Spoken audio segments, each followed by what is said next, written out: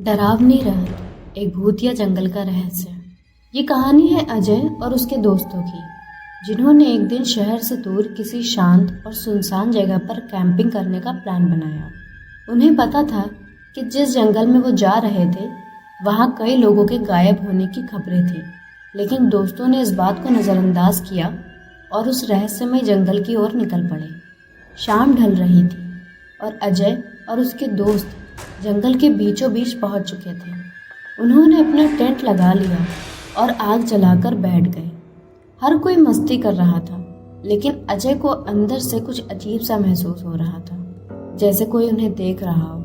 वो अपनी घबराहट को छिपाने की कोशिश कर रहा था, लेकिन उसकी नजरें बार बार जंगल के घने अंधेरे में चली जा रही थी। रात के करीब 11 बज चुके थे जब अचानक हवा में एक अजीब सी सरसराहट सुनाई दी। पेड़ हिलने लगे और ठंडी हवाएं चलने लगी। अजय के दोस्त इसे मजाक समझ रहे थे, लेकिन तभी एक दोस्त रोहित ने कहा, क्या तुमने वो देखा? सबकी नजरें उसकी ओर गईं। रोहित ने डरते हुए जंगल की ओर इशारा किया। वहां कोई खड़ा है।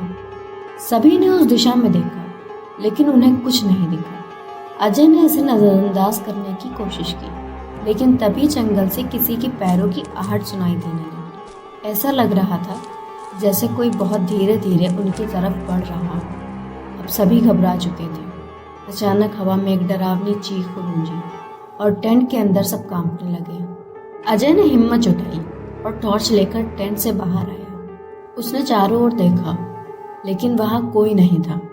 तभी उसकी टॉर्च की रोशनी एक पेड़ पर ठहरी और उसके होश उड़ गए। पेड़ पर किसी की परछाई झूल रही थी, जैसे कोई लटका हो। उसकी सांसें तेज हो गईं और वो टेंट की ओर भागा, लेकिन टेंट के अंदर घुसते ही एक और चीख सुनाई दी। इस बार ये चीख उसके दोस्त पंकज की थी।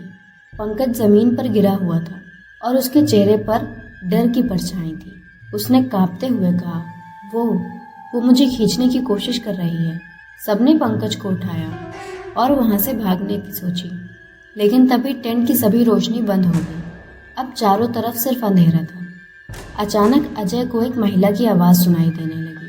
आवाज़ बहुत करीब से आ रही थी। तुम यहाँ क्यों आए हो? ये जगह तुम्हारे लिए नहीं।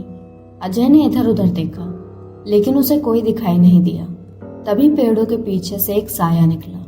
एक सफ़ेद साड़ी में लिपटी हुई महिला, जिसके बाल बिखरे हुए थे और आंखें पूरी तरह से काली थी। वो धीरे धीरे उनके पास आ रही थी। अजय और उसके दोस्त घबरा गए, लेकिन उनके पैरों ने जवाब दे दिया था। वो भाग नहीं पा रहे थे। महिला ने धीरे से कहा, ये जंगल मेरे श्राप का शिकार है। जो भी यहाँ आता है उसकी मौत निश्चित है। अजय ने जैसे तैसे हिम्मत जुटाकर पूछा, तुम कौन हो? महिला ने चीखते हुए कहा, मैं इस जंगल की रानी थी। मुझे यहाँ धोखे से मार दिया गया था। अब मैं हर उस इंसान से बदला लेती हूँ जो इस जंगल में कदम रखता है। अजय और उसके दोस्तों ने अपनी आखिरी हिम्मत बटोरी और जंगल से भागने की कोशिश की। वो भागते हुए पेड़ों के बीच से रास्ता खोज रहे थे, लेकिन ऐसा लग रहा था कि जंगल उन्हें हर तरफ से घेर रहा हो। तभी एक जोरदार चीख उनके कानों में गूंज उठी।